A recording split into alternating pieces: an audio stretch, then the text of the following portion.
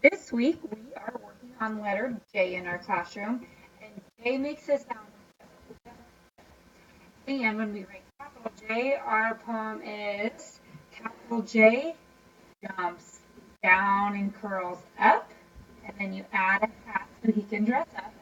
And then lowercase j jumps way down, and then you add a jelly bean at the top.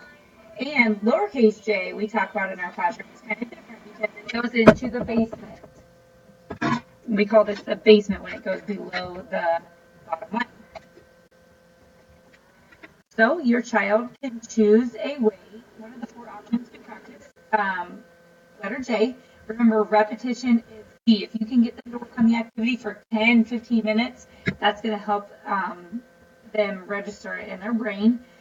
Take a picture of your child doing their activity and submit it to me through Dojo. And they'll get a color in their chart. Some of them are getting really close to being able to feed their brains. So just a reminder, once you and your child submit 6 practices, they get to feed their brain. Also, if they have a different way to practice the letter, I can talk about that as well. So the first one is using a dry erase marker on the window. This seems to be a pretty popular one. Another way you can do it is parents, you guys could write a bunch of letters on the windows and they could erase the capital J's and lowercase j's. The next option is to paint capital J and lowercase j.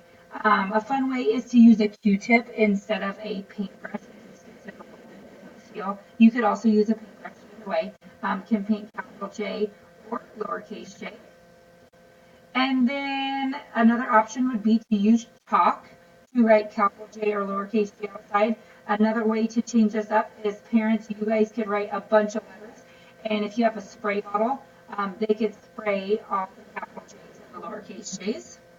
And last option is always to finish the letter J papers that they bring.